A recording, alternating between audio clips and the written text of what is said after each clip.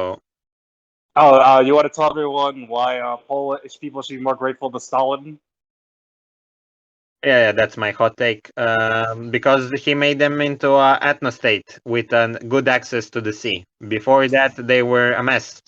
Hi, welcome to our podcast, Barely Even Friends. It's me, Kyle, with Sankara and Variola today. We'll be talking about how Eastern Europe became racist after the collapse of socialism. Var is our resident Eastern European trash, so Yes, he'll take it that's away. true. So, like in Eastern Europe, from the 40s, 50s until the late 80s, like people really supported African countries, decolonization and so on, and you had like people coming from Africa to study there. Some even stayed. Arab countries to Indonesia too, I guess, like Southeast Asia in that regard. And overnight, when socialism fell, now Eastern Europe is counted as one of the most racist places on earth, and that's kind of fucking weird, in my opinion. So yeah. I agree. I It is have really fucking weird. I have a theory. It's American cultural imperialism. So when American Yeah. culture started permeating in Eastern Europe, it brought with it all the white supremacist ideas and racial hierarchy and other things to the culture, and it affected pretty much a brainworm. It gave everyone brainworms. Yeah, I agree, but I think there was underlying like European racism beforehand because Eastern Europeans needed to prove themselves to be like white and European and so on. So even before socialism came, there was an underlying racism, like we're white and we're better than the rest.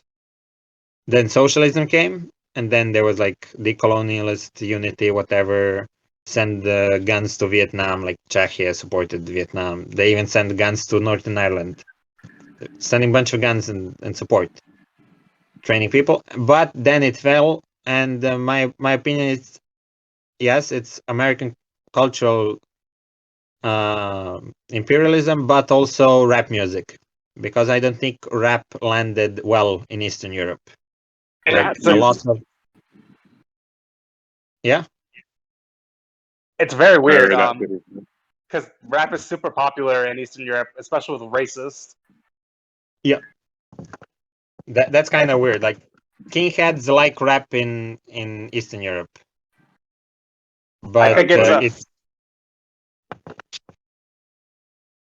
yeah. Kyle, go on. it's I think it's a weird cultural disconnect because there's not that many black people inside of Eastern Europe, and they just consume all the racial stereotypes that black people will betray in rap music, like because of like, oh, I'm gonna fake it being a hardcore gangster, because for like the street cred or whatever, and like looking tough, because it's a masculine thing to do to sell more records to a certain demographic, so people see themselves.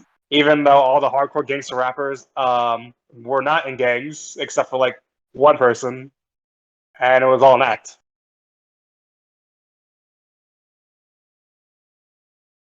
100%, Yeah, 100%.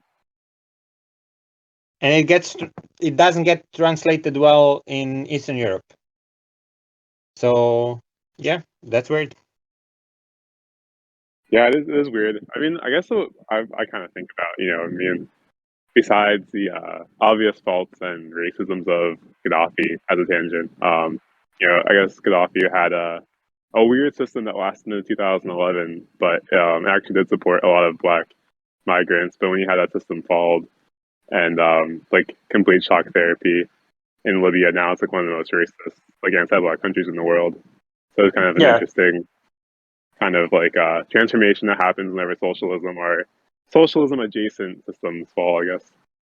no, like you can even go back earlier. Anytime there's any sort of crisis, people will blame whatever minority groups there, like the No, Jews no, during the Black Death.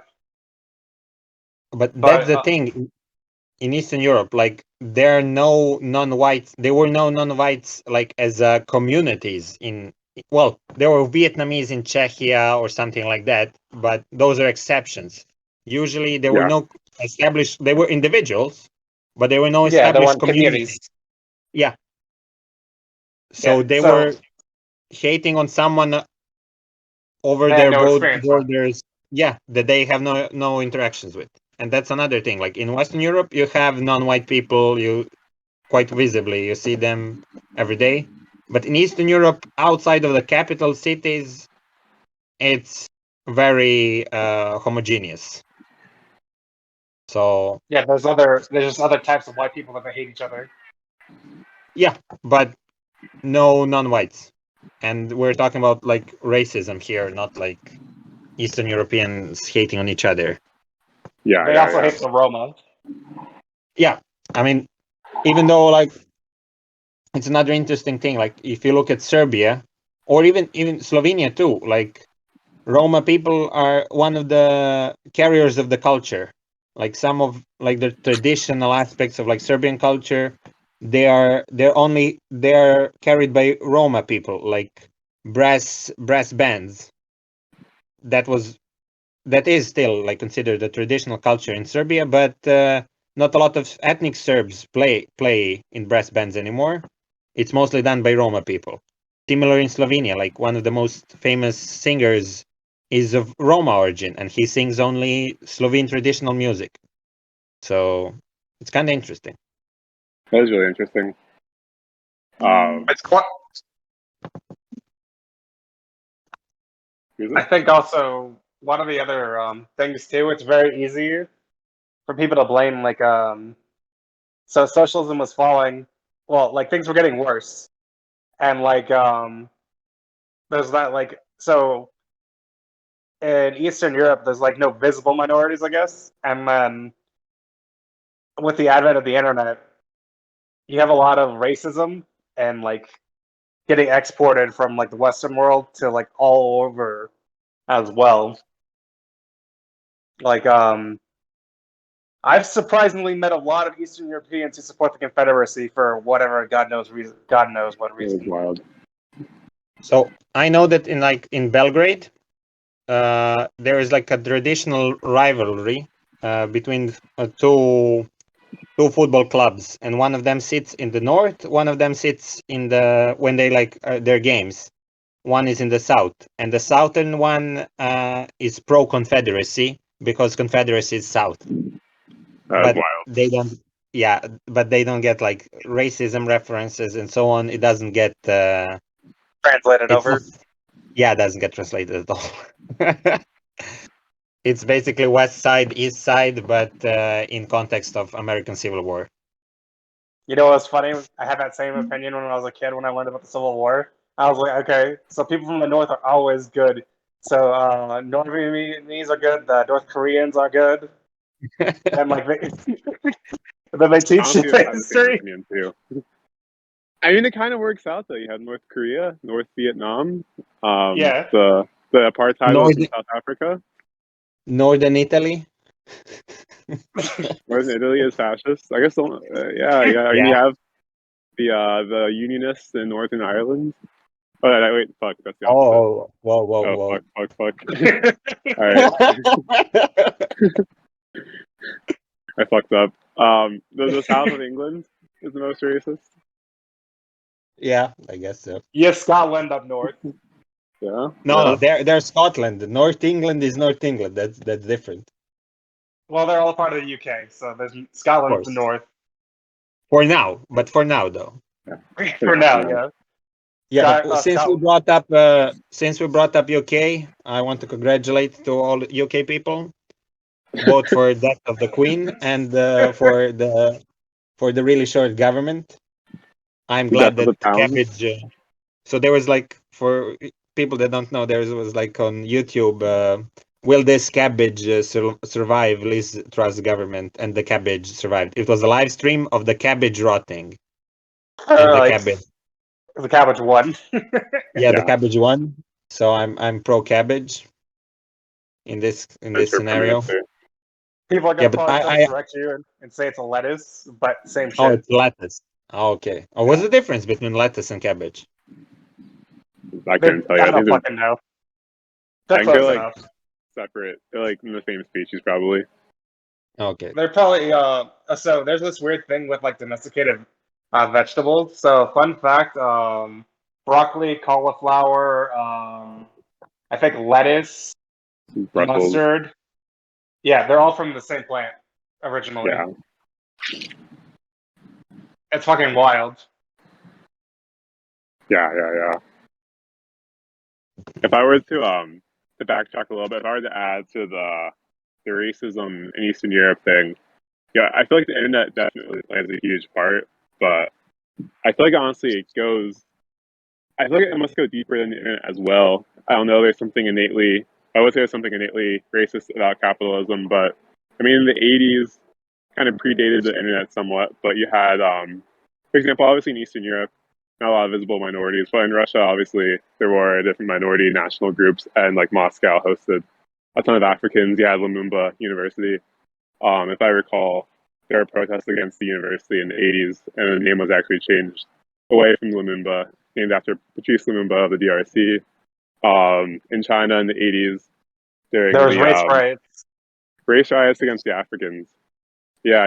and this I is mean, why this is the day I became red pilled on China, as when I found out the Tiananmen Square protests were started by anti-black racists, and then yeah, I was glad they got destroyed. yeah, they're anti-African, and I mean, a lot of the Soviet Union, like Russian nationalists, were against. They felt that Russia was subsidizing, like the Caucasus and Central Asia and such. And it was the same thing for the foreign students. They felt that Russia was subsidizing like foreign Africans, same in China, that it was like money that could be going to their Oh national no, group was going to foreigners. the Chinese men were like, "Stop stealing our women," Oh, and that they as well. started That as riot. well. Yeah, there's like a bunch of Oh, race riots in China over like African men dating Chinese women. yeah, I mean, obviously, Vera could go more into this, but I mean, the fall of socialism in Yugoslavia led to like ultra nationalist, like xenophobia against other national groups. Yeah, but in Belgrade there is still a student dorm named after Patrice Lumumba. That was pretty So bad. But I guess yeah, but wasn't Belgrade? Obviously, Belgrade went like anti-socialist, but weren't they kind of saying they're holding the mantle of Yugoslavia, but like the other ones are rebelling against it? no. Belgrade basically became a mecca of Serbian nationalism. I see. Like it was a diverse city, but it was always a Serb city. Yeah, So especially after the wars in the 90s, it became more and more Serbian. So yeah, I see. Comrade Tito. rip. Yeah, Yeah, I mean, you can even go back further in tradition. I mean, you had the French Revolution that made strides to abolish slavery, and then you had the Thermidor Revolution, a counter-revolution, and Napoleon trying to re-enslave Haiti and such. Yeah, fucking base Robespierre freed all the slaves in the colonies and said death to Yeah, the empire if they want slaves. The only good Frenchman. the only good Frenchman.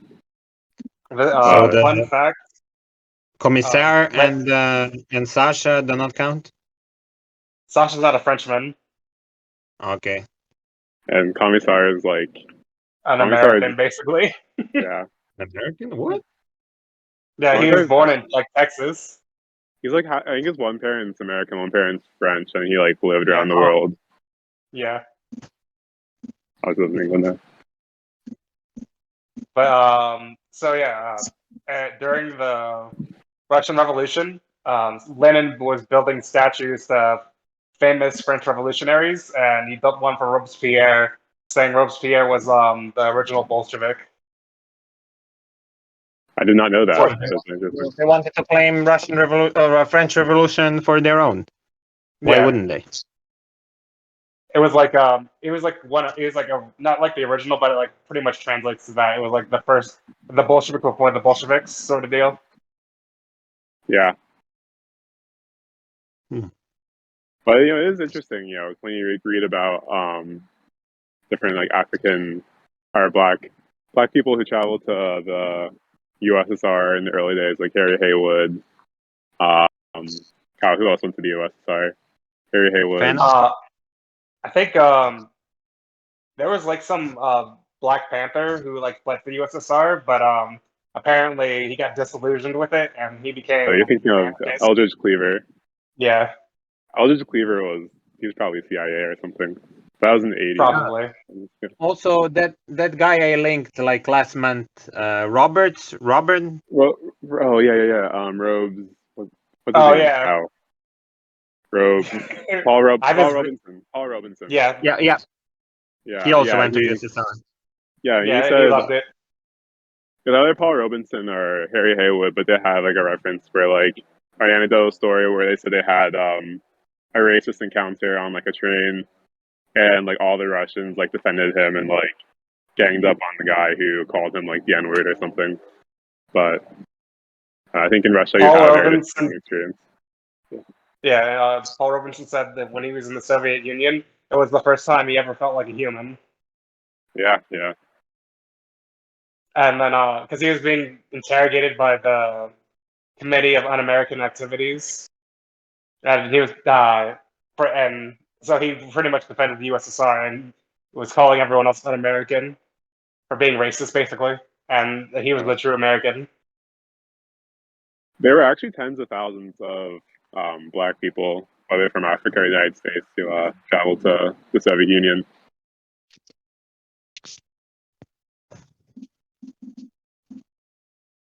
Oh, Kyle left. Kyle dropped. But Oh, yeah, so- Yeah, it's quite no, but that's the sad point here. Like, how did Eastern Europe come from one of the most tolerant places in the world to one of the least tolerant? you Yeah. literally have Nazis in fucking Ukraine and fucking Russia trying to kill each other. All right, Vera, here, let me know what you think of this theory. But part of my theory, it's a bit of a goofy theory, but I think there's some truth to it. In that, like, in the early 20th century, like Eastern Europeans and Russians didn't really like conceptualize themselves as being like white, and obviously the Nazis did not see Eastern like Slavs as white. But I think come like 1980s and such, like Russians and Eastern Europeans started to look more to Western Europe as like, oh, like these are like, like Our our people, like we're white, like and Yeah, kind the of portrayed. pan-European identity. Yeah, but from one aspect, in the 90s, already Western Europe was, especially France, was very diverse already. So they were not looking into Western Europe as Western Europe was in the 90s. They were looking into Western Europe as right-wingers in Western Europe perceived it to be. Yeah, because I see. if you remember, towards the end of the Soviet Union and like the Eastern Bloc, they liberalized the press, and there was a lot more right-wing and nationalist newspapers and propaganda being printed, and it was sort of trendy at the time. So those ideas would flow through there.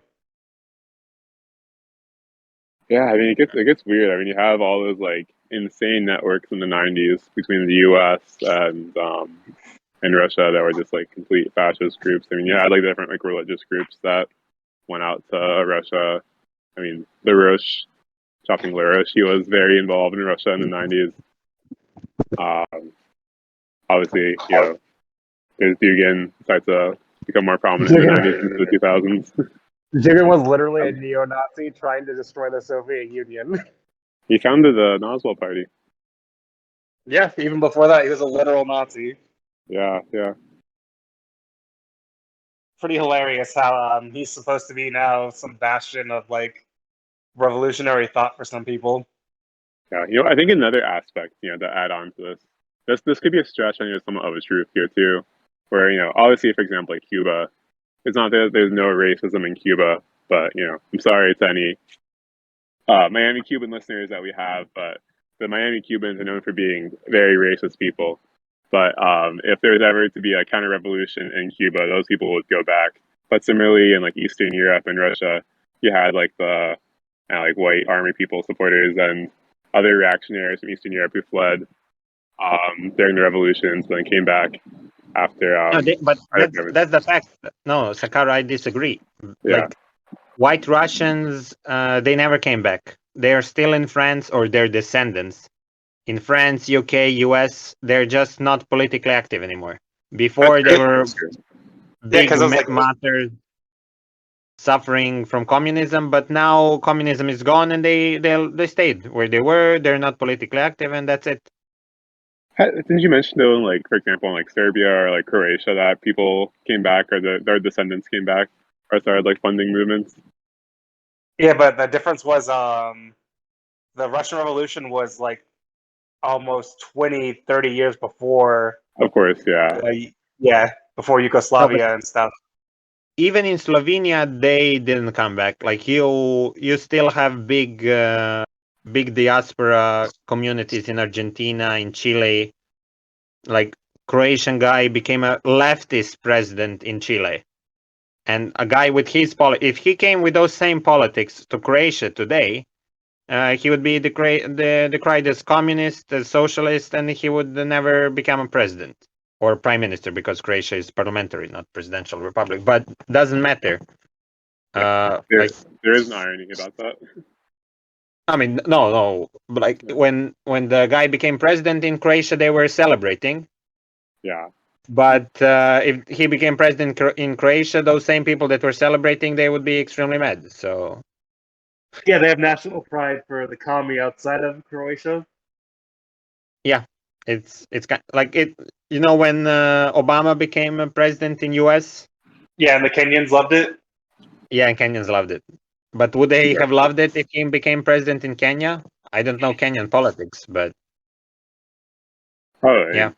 It's too hard to say, but yeah, I think Kenya, I think the current political landscape leans conservative. Obviously, Obama is a weird particular political position for the United States. Oh, we could talk about the Kenyan Communist Party and how two of the senior leadership broke rank and joined up with the fascist Christian nationalist coalition because they was more really? popular. Yeah. Yeah, it happens. Yeah. I know that they have some rap performances. Yeah, they're pretty good. I think the Kenyan Communist Party is actually relatively a popular communist party for for Africa in general, but I don't think they actually have very many seats in their parliament. But yeah, that happened though recently, where the two top officials broke with the Communist Party line and joined the far right alliance because that's where the people are. Yeah, they're like, it's the populist thing, and we can convert these people. You're not you're not gonna convert these people. That's not how things work. Yeah, no, I 100% agree. It's definitely a shame that happens. I guess it's one of those like line struggles in the party that kind of purifies the party then as well. You get those people kicked out. Yeah. Then you don't have to purge them yourself. You don't have to personally purge them. They got rid of themselves. Exactly, but yeah, it's disappointing for sure. I was definitely disappointed to see that. You're saying you would expect that in like the U.S. or like Western Europe? Which other? Yeah. No, but which other African countries have a strong communist party? Swaziland, even though it's called Swaziland? but the party is called Swaziland has a good, and that's in Eswatini, rather. Yes. Yeah, that's Eswatini. but the party is called Swaziland. Interestingly enough. Yeah, they didn't change I don't it. know why. Oh yeah, that's another thing. Like when I was I would learn like English, whatever. Like packing was always like, oh, that's a colonial term for Beijing, so you shouldn't say it. But like this week, I learned that it's Peking University. It's not Beijing University.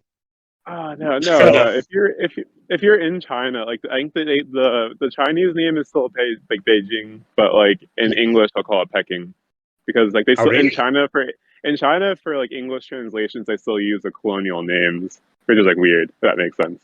Like if you're speaking Chinese. No, like I was taught like, oh, Peking, that's a colonial term. You shouldn't say it. And that was not only me. Like other people in the Chinese class, they were the same. Like, oh, and they were like of Chinese descent. And they were like, oh, Peking, we were taught that's a colonial name. And that our teacher was like, no, it's fine. So that was Yeah, interesting. yeah. Oh, I mean, this is just my insight on it. I think if you speak to like China, like Chinese people or Chinese people, like they don't care. Like to them, Peking is how English people say or Americans say Beijing, and they think that's just like how it's translated. But it's like obviously in Beijing they say Beijing. Actually, I do think though, here I could be wrong. I don't speak any Cantonese, but a lot of our like colonial translations come from Cantonese. So, for Yep. example, Hong Kong in Mandarin Chinese they call it Xianggang, but you know Hong Kong is Cantonese. Or a lot of other words like Szechuan is Sichuan in Mandarin, but in Cantonese they say Szechuan. No, we call it Sichuan always. Yeah. But it's the same But thing yeah, in Peking. Or it's Shanghai versus Shanghai. Oh yeah, that gets back to the point of nationalism as well, and how that plays in the role a part of like in boosting racist ideologies in Eastern Europe. yeah, Yeah, but for sure. I mean, nationalism in Eastern Europe, it's pretty directed against other Eastern Europeans. Yeah, Racism in that aspect, it's an afterthought. Oh, and we want foreigners out. Unless it's some country that doesn't have a problem, like for example Czechia, that doesn't have a problem with minorities inside their own country, or Poland similarly, but like Slovakia, Poland. Poland. Hungary. No, Poland doesn't have a minorities, like because of Stalin. Oh, okay. I thought you meant Poland didn't have issues with minorities. They had issues, but they don't now. They So stopped it. now their main issue could be the evil foreigners. I see. But like the Yeah, because rest, more or less, they have problem with their own established minorities and neighbors as well. So you want to tell everyone why Polish people should be more grateful to Stalin? yeah, that's my hot take. Because he made them into a ethno state with good access to the sea. Before that, they were a mess. They were what Stalin did for Poland would what right winger nationalist would dream to do. Make it an ethno state and give it access to the sea. Because before 1945, Poland had almost no access to the sea. They only had one port city. Right, that's canon. I'm running with it. Yep.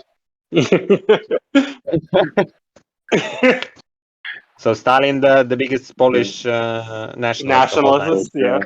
Yeah. I mean, That's, kind of fuck Stalin for this, I guess, but it's kind of similar of Israel, where it's like Stalin was actually a huge hand in the creation of Israel. well, he thought he could get another communist ally in the Middle East. Yeah, I think it was kind of like obviously the post World War II situation. Yeah. Also, low key, Eastern Europe was probably still anti-Semitic as hell, even after the Holocaust. Yeah, of course. Yeah. And they're like, we'd rather But just get rid of these people, I guess. but no, like there are no Jews to hate anymore, but they still hate them either way.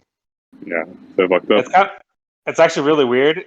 Israel has a lot of Russians and Ukrainians who became president and like prime minister. Well, Yeah, not only that, like they actually have a big like non-Jewish Russian and Ukrainian minorities in the country. It's They're like actually spouses of the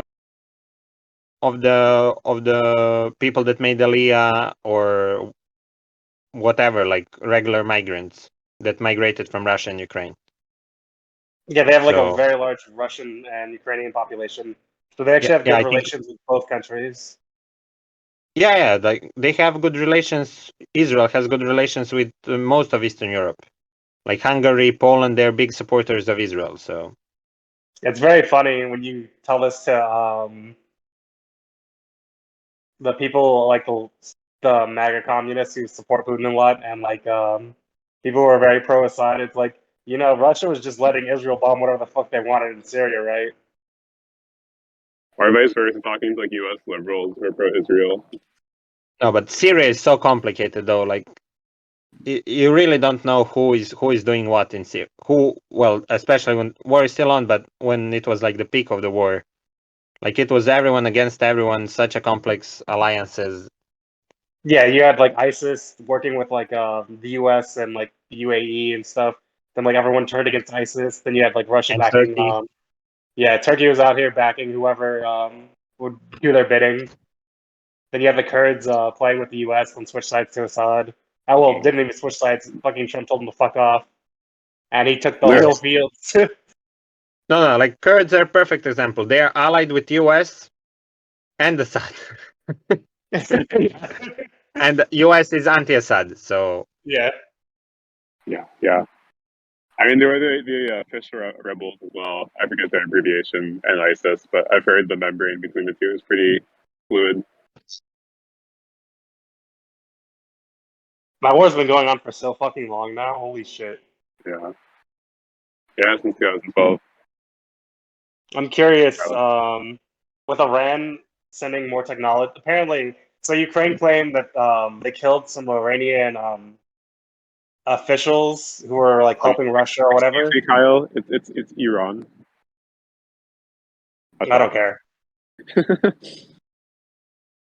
I'm Yeah, just I being already an know. asshole. People told me this before. Iranians have told me it's Iran, and it's like, okay. Iran. Yeah, Iran. Yes.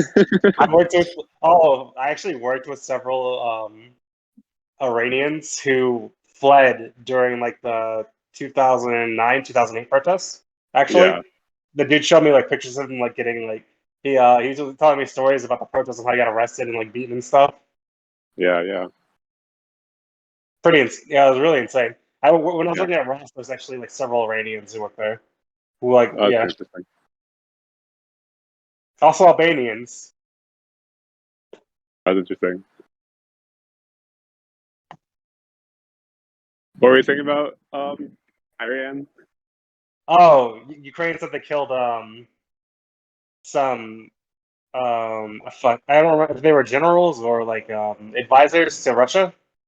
Yeah. They're supposed to be advisors to help them with the drones. They said they killed like a couple of them. Iran killed Russian people. No, the Ukrainians killed the Oh, okay. Iranian advisors to Russians. Oh, I see. Well, that's hot. Not Yeah, like so hot, and yeah, you get it.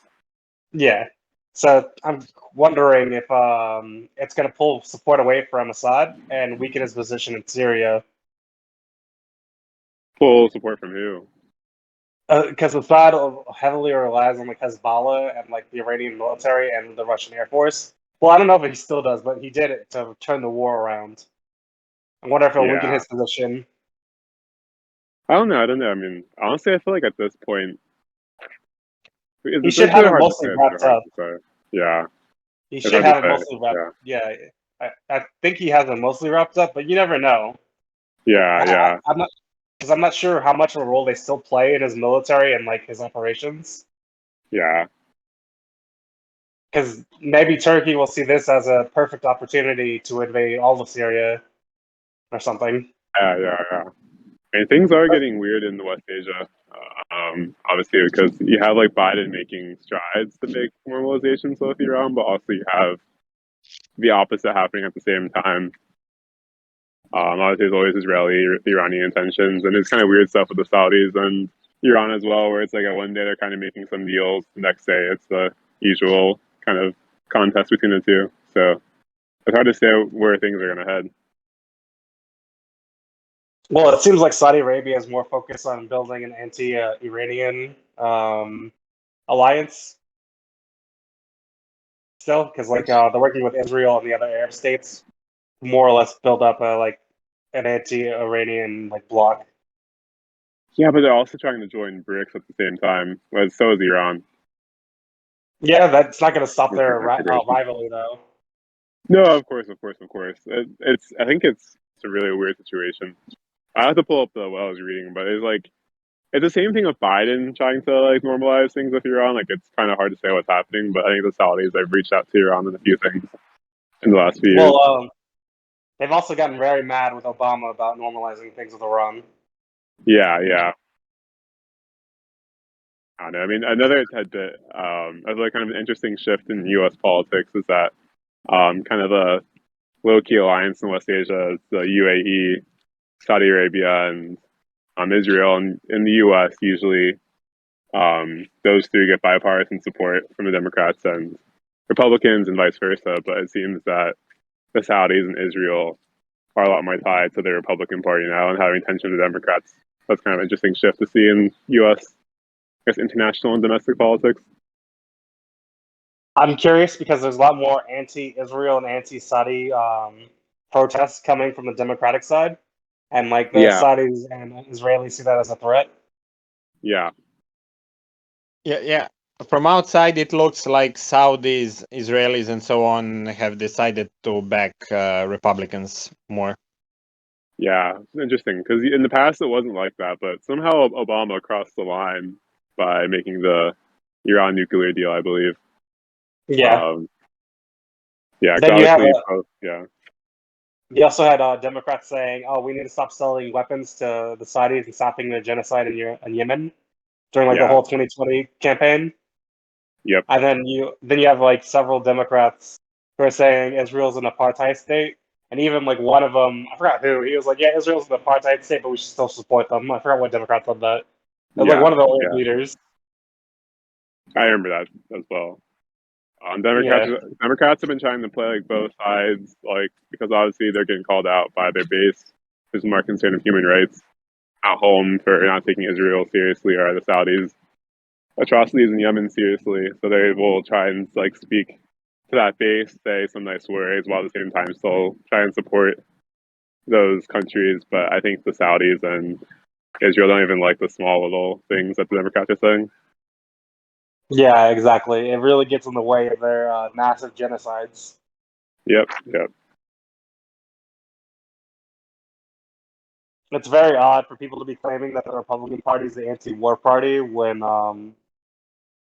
uh, they're the ones like who cranked up everything to 11, like in four Yeah. years. I mean, just running through a few things, and obviously, Trump escalated with China with the trade war.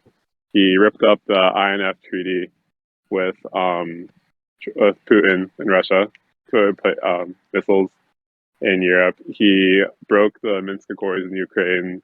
He dropped the Moab in Afghanistan. He Um, ended the Iran deal, put sanctions on them, then killed their yeah, general. he did the same with Cuba. Yeah, he literally put Cuba on the state-sponsored terrorist list for no reason. Yeah, he had a plan to invade Venezuela. Yeah, with the help and of the Colombian far-right government. and actually in 4 years had more drone strikes than Obama did in 4 years. And in Obama's 8 years, apparently. Oh Jesus Christ! Well, Well, I think it was his last 4 years, which was like the more his like the higher.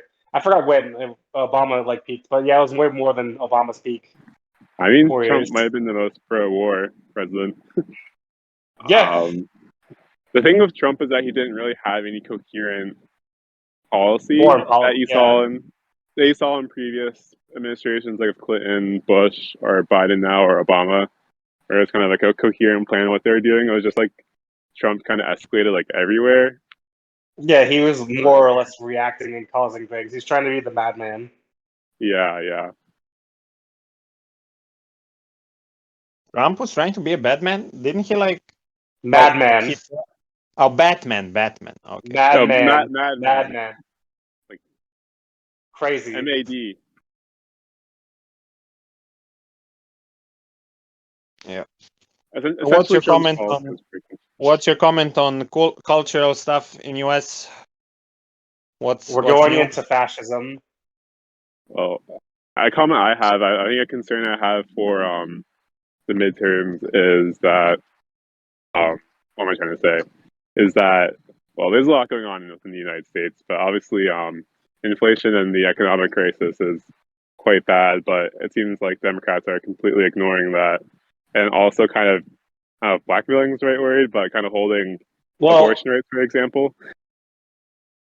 They weren't Oh, yeah, ignoring no, it. They passed no, something, but it was useless.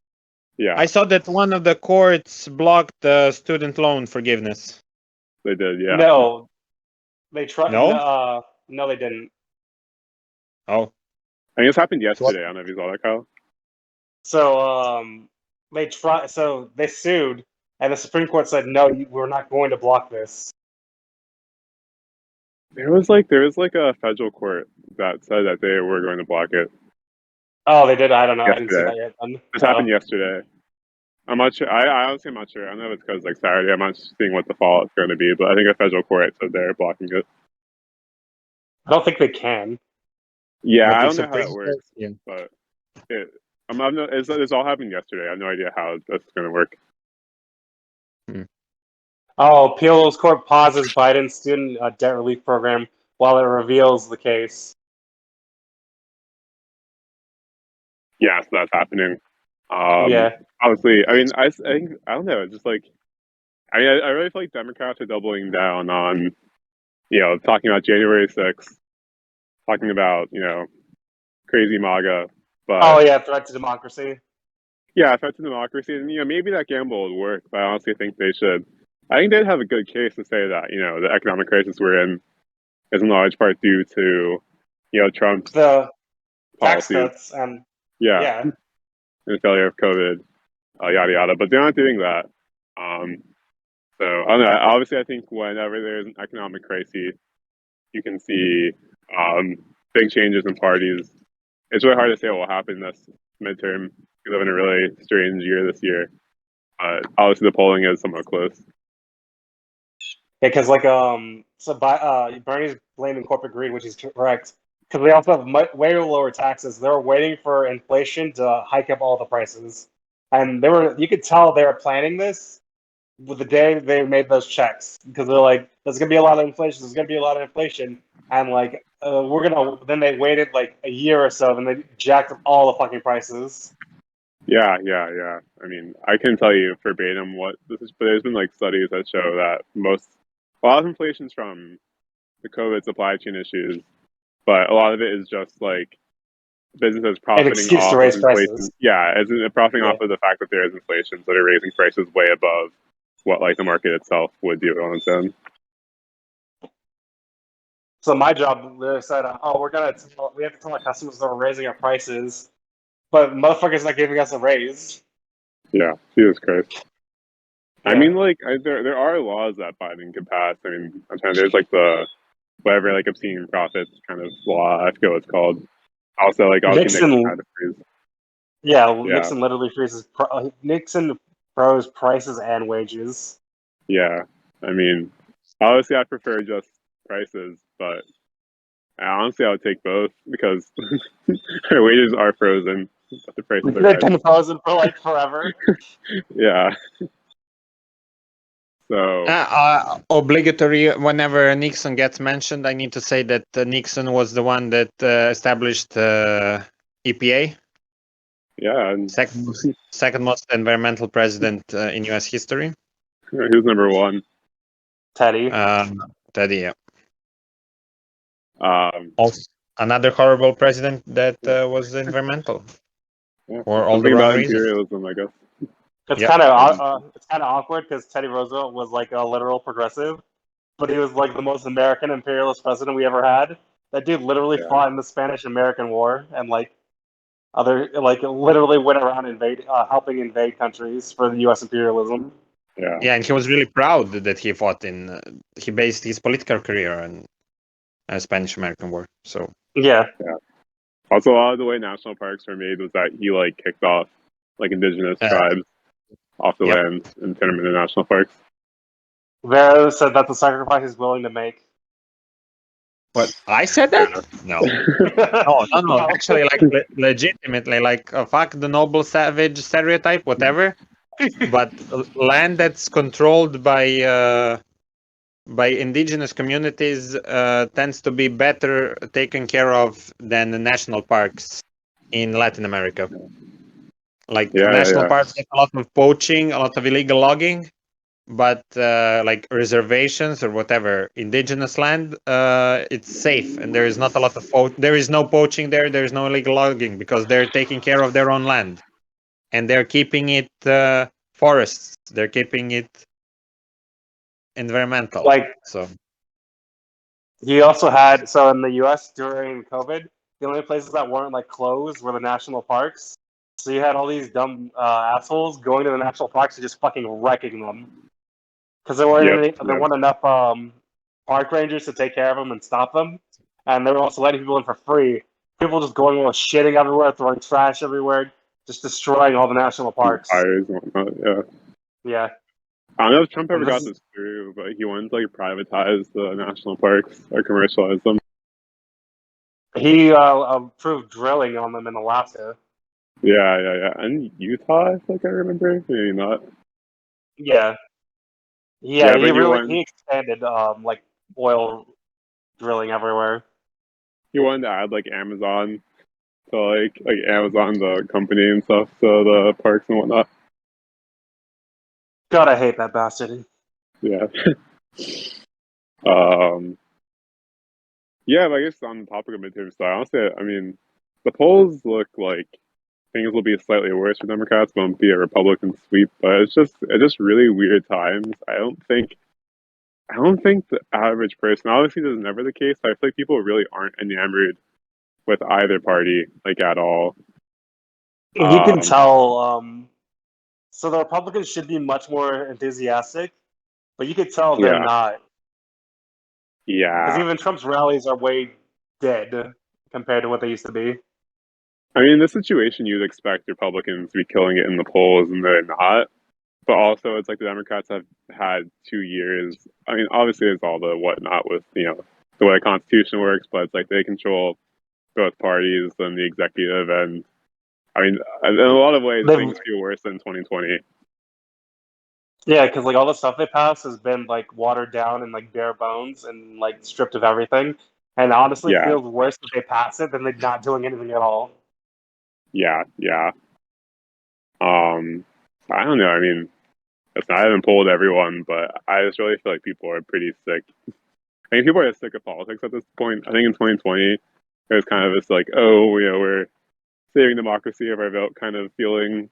In 2016, it was exciting, but I think in 2022, people are just like sick of it. Well, I think people thought they had more say and control in the system that they really didn't. Yeah. I mean, I think it says a lot that I don't know, Biden won quite the majority, but nothing can really change. I mean, part of that's on Biden, part of that's on the system. Yeah, so like you would think he would have a mandate to govern, but apparently he doesn't, because Yeah, I mean, you have two people standing in the way of like everything he does. I guess. he needs like a super majority, then like more than that to not get those two people, and then obviously with like gerrymandering and whatnot, he needs like a super majority of a super majority, and also he needs to not be Biden, so pretty much will never get changed. Yeah, and so we're heading towards some sort of crisis. Yeah. Well, a way worse crisis. Yeah. It's depressing. Maybe I don't know if you guys want to just kind of open up the discussion a bit. Obviously, we've been doing this for a bit, but yeah, I mean, obviously, we have the economic crisis. We've had record inflation this year in 2020, 2022. I mean, interest rates are rising in hopes to spark a recession that will increase unemployment a ton.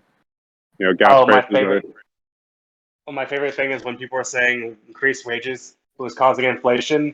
Then if why do they have to control interest rates if they want to fight inflation if it's wages and not business actually wasting capital? I guess. Exactly. I mean, no, like I think it's way more complex, and I think even like the best economists in the world don't know what's causing inflation. Vera, no one knows what causes inflation. Economics is a joke. They don't understand half their theories, and they're all wrong. The theory of inflation is very bad, but this one is actually more like the situation here is actually makes a lot more sense. It really is like the COVID caused very severe supply chain issues. There's already an economic crisis coming, and then obviously with the Russia-Ukraine war, I mean like grain, fertilizer, and oil are all like very key inputs in the world economy, which is Oh, all like then all exasperating Then you inflation. also have China still doing their base zero COVID policy. Exactly. And China has very strict lockdown. And I mean, And- I think I think all of those are factors. The economic debate is on how much the stimulus and money printing has led to inflation. That one's. I mean, like none, I think. we've seen record printing. If I had in my, I mean, what I've read, obviously these are biased. They're biased left wing articles I'm reading. I guess you could say. I think it's like less than 10% of inflation can be said to be down to the printing of money. I think it had some effect, but I don't think it had a lot of effect. Well, like most of that money people spent were actually saving and like Exactly. investing. It wasn't actually Yeah, being spent into the economy yeah. I mean, you until also like had much Trump's later. policies of like tax cutting. Oh, you know what I think about? Now that I think about it, like inflation didn't really kick off until like all the extra benefits and stuff ended, and people were Yeah, forced to tap into that savings that they had accrued over that year. yeah. I don't know. It's a concerning situation. I feel like. I mean, same in Western Europe. I mean, obviously in England, inflation's even worse. They're warning people that there could be power outages between 5 and 7, You know multiple days what? this That they winter. deserve this. Hot take. They deserve it, but but it's a scary situation. You know, I don't know. It's either time for revolution or fascism, barbarism. You know. It definitely feels. I mean, you're seeing illiberalism spread across the West. And the Russian, the Republican Party is more organized around reaction than ever. We saw essentially open fascist party one in Italy, same in Sweden. I don't know. Some concerning times. Concerning times. Republicans are literally running on anti-trans fears, Yeah. I was and watching they CNN the want. other day. I think, yeah. Oh yeah, CNN's getting is now owned by like some reactionaries too. I mean, they had Jeb Bush on the other day when I was watching. I don't know how much they've done to change already, but it was pretty concerning. They're kind of like, that's what I'm looking for.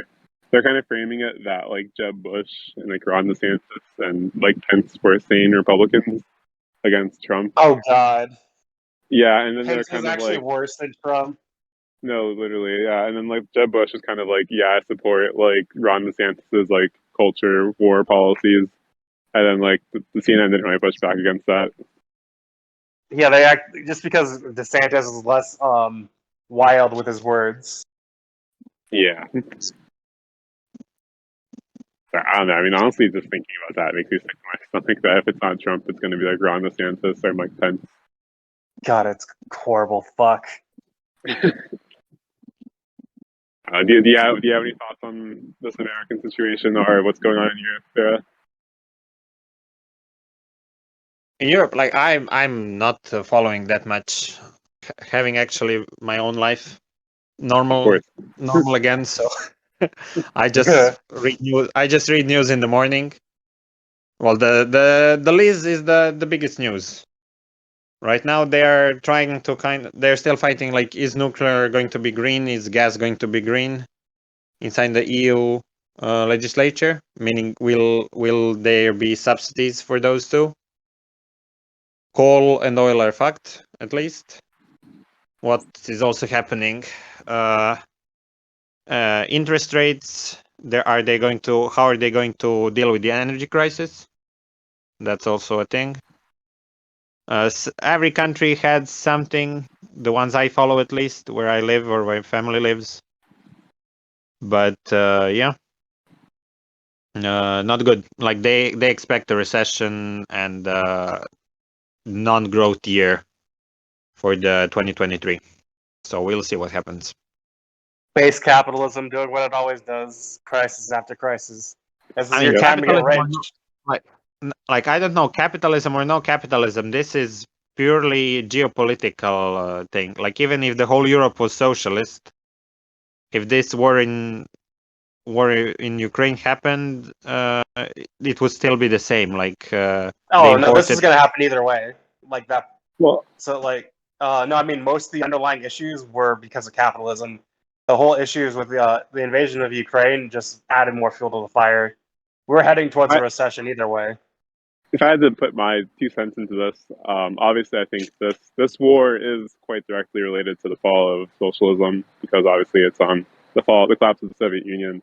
But regardless, I think Lenin kind of has an interesting quote that I'm paraphrasing here, where it's not that every war in capitalism is because of capitalism, but then once a war happens, almost everything about that war is permeated with capitalism. Because, for example, it's like the U.S.'s decisions and how they're going to support Ukraine is all based around like profits in the weapons industry, are based around like what is most beneficial. I know I'm going with this, but like capitalism eventually permeates the war regardless, even if it's not the direct cause of the war.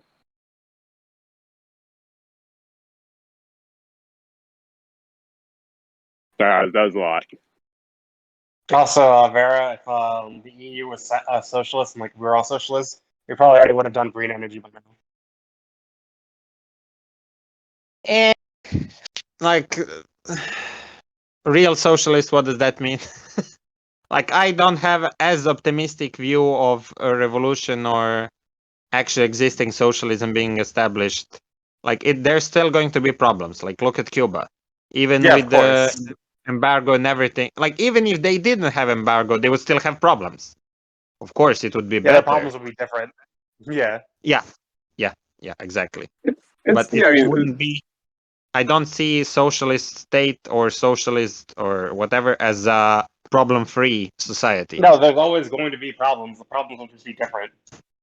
yeah, I Yes. mean, it's not going to be utopia. You know, I'll keep quote phrase mongering, but obviously Mao said, you know, even after communism, there's going to be new contradictions. But I mean, obviously, in Yeah. Cuba, if you can compare Cuba before, I mean, obviously the classic, you know, Cuba was seriously a shithole before socialism. Today, it's considered one of the only environmentally sustainable countries in the world.